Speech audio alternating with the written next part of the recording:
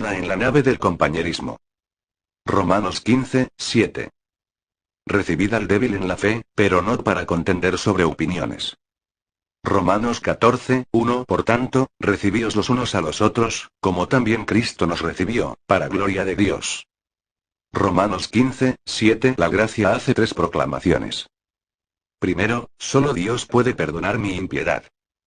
¿Quién puede perdonar pecados, sino solo Dios? Marcos 2, 7. Tratar con mis pecados es responsabilidad de Dios. Me arrepiento, confieso, pero solo Dios puede perdonar. Y lo hace. Segundo, solo Dios puede juzgar a mi prójimo. ¿Tú quién eres, que juzgas al criado ajeno? Para su propio Señor está en pie, o cae. Romanos 14, 4. Tratar con mi prójimo es responsabilidad de Dios. Debo hablar. Debo orar. Pero solo Dios puede convencer. Y lo hace. Tercero, debo aceptar a quienes Dios acepta. Por tanto, recibíos los unos a los otros, como también Cristo nos recibió, para gloria de Dios. Romanos 15, 7. Dios me ama y me hace su hijo. Dios ama a mi prójimo y lo convierte en mi hermano. Mi privilegio es completar el triángulo, cerrar el circuito al amar a quien Dios ama. Es más fácil decir que hacer. Vivir por encima de los que amamos, cuánta gloria habría. Vivir por debajo de los que conocemos, vaya, eso otra historia sería. Leer algo como esto es la mejor forma de imaginarnos la situación. Se mece la embarcación. Dios nos ha enrolado en su armada y nos ha colocado en su embarcación. El barco tiene un propósito: llevarnos con seguridad a la otra orilla. No es un yate de paseo. Es un buque de guerra. No se nos ha llamado a una vida de placer, sino a una vida de servicio. Todos tenemos una tarea diferente. Algunos, preocupados por los que se ahogan, sacan gente del agua. Otros se enfrascan con el enemigo, de modo que manejan los cañones de oración y adoración. Otros más se dedican a la tripulación, alimentando y preparando a sus miembros. Aun cuando diferentes, somos iguales. Cada uno puede contar sobre un encuentro personal con el capitán, porque cada uno ha recibido un llamamiento personal. Nos halló entre las chozas del puerto y nos invitó a seguirle. Nuestra fe nació a la vista de su afecto y así le seguimos. Todos le seguimos cruzando la pasarela de su gracia, embarcándonos en el mismo barco. Hay un solo capitán y un único destino. Aun cuando la batalla es feroz, el barco es seguro porque nuestro capitán es Dios. La embarcación no se hundirá. De eso, no hay preocupación. Sin embargo, existe una inquietud en cuanto a la discordancia entre la tripulación. Al principio, cuando nos embarcamos, dimos por sentado que los tripulantes eran personas como nosotros. Pero al recorrer las cubiertas hemos encontrado curiosos convertidos con raras apariencias. Algunos tienen uniformes que jamás vimos o visten modas que jamás presenciamos. ¿Por qué se visten así?, les preguntamos. Qué curioso, replican. Estábamos a punto de preguntarles lo mismo. La variedad de vestidos no es tan perturbadora como la abundancia de opiniones. Hay un grupo, por ejemplo, que se reúne todas las mañanas para estudiar en serio. Promueven una disciplina rígida y expresiones sombrías. Servir al capitán es asunto serio, explican. No es coincidencia que tiendan a congregarse cerca de la popa. Hay otro regimiento profundamente dedicado a la oración. No solo creen en la oración, sino en la oración de rodillas. Por eso siempre sabes dónde encontrarlos. Están en la proa de la nave. Y hay unos pocos que obstinadamente creen que en la cena del Señor se debe usar vino real. Los hallará a babor. Otro grupo más se ha colocado cerca de las máquinas. Pasan horas enteras examinando las tuercas y pernos del barco. Se sabe que se encierran bajo cubierta y no salen por días. Los que se quedan en cubierta, sintiendo el viento en sus cabellos y el sol en su cara, a veces los critican. No es lo que aprendes lo que importa, argumentan estos últimos, sino lo que sientes. ¿Cómo tendemos a agruparnos? Algunos piensan que una vez que estás en el barco no puedes desembarcar. Otros dicen que sería una necedad caerse por la borda, pero que la decisión es de uno. Algunos creen que se ofreció voluntariamente para el servicio. Otros que lo destinaron para el servicio incluso antes de construirse la nave. Algunos vaticinan que una tormenta de gran tribulación azotará antes de anclar. Otros dicen que no se desatará sino después de estar seguros en el muelle. Hay quienes le hablan al capitán en un lenguaje personal. Hay quienes piensan que tales idiomas desaparecieron. Hay quienes piensan que los oficiales deben usar togas, hay quienes piensan que no debería ni siquiera haber oficiales, y hay quienes piensan que todos somos oficiales y todos deberíamos usar togas. ¿Cómo tendemos a agruparnos? Y está también la cuestión de la reunión semanal en la que se agradece al capitán y se leen sus palabras. Todos afirman su importancia, pero pocos están de acuerdo en cuanto a su naturaleza. Algunos la quieren ruidosa, otros la quieren quieta. Algunos quieren rituales, otros espontaneidad. Algunos quieren festejar para poder meditar. Otros quieren meditar para poder festejar. Algunos quieren una reunión para los que se han caído por la borda. Otros quieren alcanzar a los que se han caído por la borda sin caerse ellos mismos ni descuidar a los que están a bordo. ¿Cómo tendemos a agruparnos? La consecuencia es una embarcación que oscila. Hay problemas en cubierta. Estallan peleas. Los marineros se niegan a hablarse entre sí. Han habido ocasiones cuando un grupo rehusó reconocer la presencia de otros en la nave. Lo más trágico es que algunos náufragos en el mar han preferido no subir a bordo debido a las refriegas de los marineros. ¿Qué hacemos? Nos gustaría preguntarle al capitán. ¿Cómo puede haber armonía en la nave? No tenemos que ir muy lejos para hallar la respuesta. En la última noche de su vida, Jesús hizo una oración que se levanta como una fortaleza para todos los creyentes. Mas no ruego solamente por estos, sino también por los que han de creer en mí por la palabra de ellos, para que todos sean uno. Como tú, oh Padre, en mí, y yo en ti, que también ellos sean uno en nosotros. Para que el mundo crea que tú me enviaste. Juan 17, 20, 21. Qué preciosas palabras. Jesús, sabiendo que el fin se acerca, ora una vez más por sus seguidores. Impresionante, ¿verdad? No oró para que tuvieran éxito, ni por su seguridad, ni por su felicidad.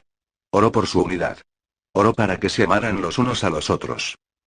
Así como oró por ellos, también por los que han de creer en mí por la palabra de ellos, eso nos incluye a nosotros. En su última oración Jesús oró para que tú y yo seamos uno. El mandamiento de aceptación. De todas las lecciones que podemos extraer de este versículo, no te pierdas la más importante: a Dios le importa la unidad. El Padre no quiere que sus hijos se peleen. La desunión le perturba. ¿Por qué? Porque en esto conocerán todos que sois mis discípulos, si tuviereis amor los unos con los otros. Juan 13, 35. La unidad crea fe. ¿Cómo creerá el mundo que Dios envió a Jesús? No lo hará porque estemos de acuerdo. No lo hará porque resolvamos cada controversia. No lo hará porque todos votemos unánimemente. No lo hará porque jamás cometemos un error doctrinal. Pero sí creerá cuando nos amemos los unos a los otros. La unidad crea fe. La desunión estimula la incredulidad. ¿Quién quiere embarcarse en una nave llena de marineros peleando? La vida en el océano puede ser ardua, pero al menos las olas no nos insultan. Quizás Paul Villaimer tuvo razón al decir: la continua y extendida fragmentación de la Iglesia ha sido el escándalo de las edades. Ha sido la estrategia maestra de Satanás. El pecado de la desunión tal vez ha hecho que se pierdan más almas que todos los otros pecados combinados. En esto conocerán todos que sois mis discípulos, si tuviereis amor los unos con los otros. Detente y piensa por un minuto en este versículo. ¿Sería posible que la unidad sea la clave para alcanzar al mundo para Cristo? Si la unidad es la clave para la evangelización, ¿no debería tener preeminencia en nuestras oraciones? No deberíamos decir como Pablo: esfuércense por mantener la unidad del Espíritu mediante el vínculo de la paz. Efesios 4, 3, b. Si la unidad le importa de Dios, ¿no debería importarnos a nosotros? Si la unidad es una prioridad en el cielo, ¿no debería serlo en la tierra? En ninguna parte, dicho sea de paso, se nos dice que debemos fabricar la unidad. Se nos dice sencillamente que la guardemos o la conservemos. Desde la perspectiva de Dios hay solo un rebaño, y un pastor. Juan 10, 16. No es necesario crear la unidad. Solo se necesita protegerla. ¿Cómo lo hacemos? ¿Cómo nos esforzamos por conservar la unidad? ¿Significa eso comprometer nuestras convicciones? No. ¿Quiere decir que debemos abandonar las verdades que consideramos preciosas? No. Pero sí significa examinar largo y tendido las actitudes que tenemos. Un caso de estudio en Capernaum. Hace algún tiempo Denalin compró un mono. Yo no quería un mono en nuestra casa, de modo que objeté, ¿dónde va a comer? Pregunté. En nuestra mesa. ¿Dónde va a dormir? Inquirí. En nuestra cama. ¿Qué del olor? Exigí. Te acostumbrarás. Pienso que el mono también. La unidad no empieza al examinar a otros, sino al autoexaminarnos. La unidad comienza, no al exigir que otros cambien, sino al admitir que no somos tan perfectos. Para ver un gran ejemplo de esto, ve a una aldea llamada Capernaum y entra en una casa donde se encuentran Jesús y sus discípulos. Escucha al maestro plantearles una pregunta. ¿Qué disputabais entre vosotros en el camino? Marcos 9:33. Los discípulos se ruborizaron, no por la ira sino por la vergüenza. Discutieron. ¿Sobre doctrina? No.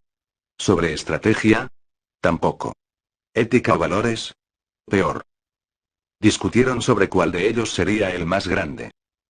Pedro pensó que era él caminó sobre el agua.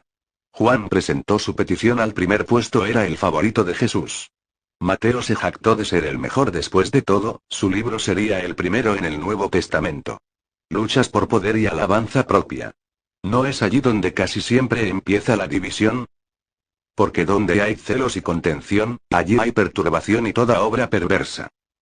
Santiago 3:16.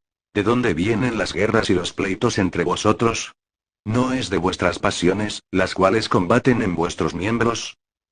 Santiago 4:1. Impresionante. Pelear por posición en la misma presencia de Cristo. No tan impresionante como la respuesta que Jesús les dio. El que reciba en mi nombre a un niño como este, me recibe a mí. Y el que a mí me recibe, no me recibe a mí sino al que me envió. Marcos 9:37, cursivas mías. Jesús consideraba muy importancia el hecho de recibir, ya que lo mencionó 4 veces en una sola frase. La respuesta a las discusiones. Aceptación. El primer paso a la unidad. Aceptación. No acuerdo, aceptación. No unanimidad, aceptación. No negociación, ni arbitraje, ni elaboración. Eso puede venir más tarde, pero solo después del primer paso, aceptación. Tal respuesta deja perplejo a Juan. Demasiado simple. El hijo del trueno no estaba familiarizado con la tolerancia. ¿Por qué? Uno no anda por todos lados, aceptando gente. Hay cercas que levantar. Los límites son parte necesaria de la religión. Ejemplo. Juan tiene uno. La prueba de la divergencia. Maestro, hemos visto a uno que en tu nombre echaba fuera demonios, pero él no nos sigue. Y se lo prohibimos, porque no nos seguía. Marcos 9:38. Juan tiene un dilema. Él y otros discípulos vieron a alguien que hacía una gran obra. Este hombre echaba fuera demonios, la misma acción con la que los discípulos tuvieron problemas, según Marcos 9:20. Cambiaban vidas. Y, lo que es más, le daban a Dios el mérito. Lo hacían en el nombre de Cristo. Todo marchaba bien respecto al hombre. Los buenos resultados. El corazón recto. Pero había un problema, pertenecía al grupo equivocado. Así que los discípulos hicieron lo que cualquier persona religiosa en sus cabales haría con alguien que pertenece al grupo errado. Le escoltaron al casco del barco y le confinaron a una celda. Se lo prohibimos porque no era de los nuestros. Marcos 9:38, b. Juan quiere saber si hicieron lo bueno. Juan no actúa con petulancia. Está confundido. Lo mismo que mucha gente hoy. ¿Qué haces con las buenas cosas que realiza otro grupo? ¿Qué haces cuando te gusta el fruto pero no el huerto? Ya he hecho esa pregunta. Aprecio profundamente mi herencia. Fue mediante una iglesia de Cristo pequeña, en el oeste de Texas, que llegué a conocer al Nazareno, la cruz y la palabra. La congregación no era numerosa, tal vez 200 en un buen domingo. La mayoría de las familias eran como la mía, obreros en un campo petrolero. Pero era una iglesia amorosa. Cuando nuestra familia se enfermaba, los miembros nos visitaban. Cuando faltábamos, nos llamaban. Y cuando este pródigo regresó, me abrazaron. Aprecio profundamente mi herencia. Pero con el correr de los años mi fe se ha enriquecido por personas de otros grupos. No había estado mucho tiempo en la nave de Dios cuando hallé estímulo en otros compartimientos. Un pentecostal brasileño me enseñó sobre la oración.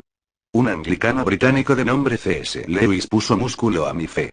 Un bautista del sur me ayudó a comprender la gracia. Un presbiteriano, Steve Brown, me enseñó sobre la soberanía de Dios y otro, Frederick Wexner, me enseñó sobre la pasión de Dios. Un católico, Brennan Manning, me convenció de que Jesús es incansablemente tierno. Soy mejor esposo porque leí los escritos de James Dobson y mejor predicador porque escuché a Chuck Swindoll y a Billy Wells. Y solo cuando llegue al hogar celestial sabré el nombre del predicador radial cuyos mensajes me llevaron de nuevo a Cristo. Cursaba mis estudios de posgrado y había perdido toda dirección. Necesitando algo de dinero durante el receso de Navidad, acepté un empleo conduciendo un camión de reparto de un campo petrolero. La radio captaba una sola estación. Un predicador hablaba. Un frío día de diciembre de 1978 lo oí describir la cruz. No sé su nombre. No sé nada de su linaje. Podía haber sido un cuáquero o un ángel o ambas cosas. Pero algo de lo que dijo me obligó a estacionar el vehículo al lado de la carretera y rededicarle mi vida a Cristo. Examina el fruto y la fe. ¿Qué hacer cuando uno ve que personas de otros grupos hacen grandes obras? No digo acciones que dividen, ni enseñanzas heréticas, sino buenas obras que dan gloria a Dios. Regresemos a la conversación entre Jesús y los discípulos. Antes que notes lo que Jesús le dijo a Juan, presta atención a lo que no dijo. Jesús no dijo: Juan, si las personas son agradables, está bien. Gestos generosos y acciones benevolentes no son necesariamente señales de un discípulo. Solo porque un grupo distribuya juguetes en Navidad no quiere decir que sean cristianos. Solo porque dan de comer al hambriento no quiere decir que son los escogidos de Dios. Jesús no hizo un llamado a la tolerancia ciega. Tampoco endosó un rechazo en blanco. Si la unanimidad de opinión fuera necesaria para el compañerismo, este sería el momento perfecto para que Jesús lo dijera. Pero no lo hizo. Jesús no le entregó a Juan un libro de regulaciones con las cuales medir a cada candidato. Si tal lista se necesitara, este hubiera sido el momento ideal para darlas. Pero no las dio. Observa lo que Jesús dijo. No se lo prohibáis. Porque ninguno hay que haga milagro en mi nombre, que luego pueda decir mal de mí. Marcos 9:39. Jesús quedó impresionado por la fe pura del hombre. En mi nombre. Y su fruto poderoso. Que haga milagro. Su respuesta nos da una lección crucial sobre la tolerancia estudiada. ¿Cómo deberías responder a un buen corazón de una herencia religiosa diferente? Primero, observa el fruto. ¿Es bueno? ¿Es saludable? ¿Está la persona ayudando o dañando a la gente? La producción es más importante que el linaje. El fruto es más importante que el nombre del huerto. Si la persona lleva fruto, sé agradecido. Un buen árbol no puede producir fruto malo, véase Mateo 7:17, de modo que dale gracias a Dios que obra en otros grupos aparte del tuyo. Pero también observa la fe. ¿En nombre de quién se hace la obra? Jesús aceptó la obra de este hombre porque se hacía en el nombre de Cristo. ¿Qué quiere decir hacer algo en el nombre de Cristo? Significa que está bajo la autoridad y poder de ese nombre. Si voy a una distribuidora de automóviles y digo que quiero un automóvil gratis, los vendedores se reirán de mí.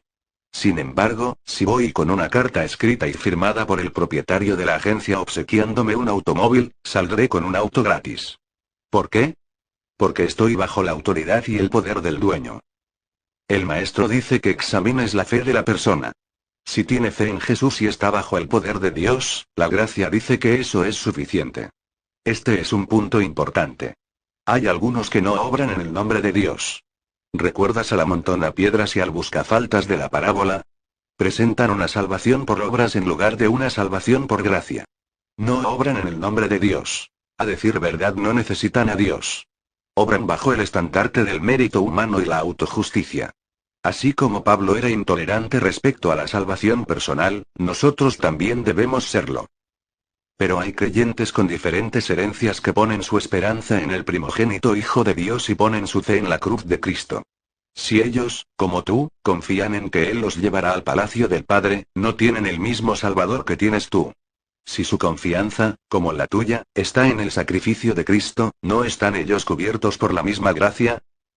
¿Quiere decir que no tienen que estar en mi grupo? No. ¿No tienen que tener el mismo antecedente? Tampoco. ¿No tienen que ver todas las cosas como yo las veo? ¿Lo ve alguien? Lo que es importante es su fruto y su fe. Más adelante, un mucho más moderado hijo del trueno lo reduciría a esto. Todo aquel que confiese que Jesús es el Hijo de Dios, Dios permanece en él, y él en Dios. 1 Juan 4:15. Paradójico. El mismo que cuestionó la respuesta sencilla del maestro a la larga formuló la respuesta más simple. Debería ser sencilla. Donde hay fe, arrepentimiento y un nuevo nacimiento, hay un cristiano. Cuando hallo a alguien cuya fe está en la cruz y cuyos ojos están en el Salvador, descubro a un hermano. ¿No fue este el método de Pablo? Cuando escribió a la iglesia en Corinto, se dirigió a un cuerpo de creyentes culpable de todo pecado habido y por haber, desde ultrajar la cena del Señor hasta discutir sobre el Espíritu Santo. Pero, ¿cómo se dirige a ellos? Os ruego, pues, hermanos. 1 Corintios 1:10. Cuando la iglesia en Roma debatía sobre comer carne sacrificada a los ídolos, les dijo Pablo que empezarán dos iglesias. Una para los que comen carne y otra para los que no la comen. No, al contrario, les instó. Por tanto, recibíos los unos a los otros, como también Cristo nos recibió, para gloria de Dios. Romanos 15:7. ¿Está Dios pidiéndonos que hagamos algo más de lo que Él ya ha hecho? ¿No fue Él hasta el extremo para aceptarnos? Si Dios puede tolerar mis errores, ¿no puedo yo tolerar las faltas de otros? Si a pesar de todos mis fracasos y necedades Dios me permite llamarle Padre, ¿no debería extender la misma gracia a otros? Es más, ¿quién puede ofrecer gracia excepto los que están seguros en manos de la gracia? Si Dios no demanda perfección, ¿debería exigirla yo? ¿Tú quién eres, que juzgas al criado ajeno? Nos recuerda Pablo, para su propio Señor está en pie, o cae. Pero estará firme, porque poderoso es el Señor para hacerle estar firme. Romanos 14:4. La nave de Dios es una embarcación grandiosa. Así como un barco tiene muchos compartimientos, el reino de Dios tiene espacio para muchas opiniones. Pero así como una nave tiene una sola cubierta, el reino de Dios tiene un terreno común, el sacrificio suficiente de Jesucristo. ¿Orarás conmigo por el día cuando se conteste la oración de Jesús? ¿Orarás conmigo por el día cuando se gane el mundo debido a que la iglesia es una? ¿Orarás conmigo por el día cuando salgamos de nuestros aposentos y nos coloquemos juntos para saludar a nuestro capitán? ¿Cuando cesen los grupos y comience el coro? Antes de la cruz, la oración final de Jesús fue por la unidad de sus seguidores. ¿Ofrecería él una oración que no podía contestarse? Yo tampoco lo creo.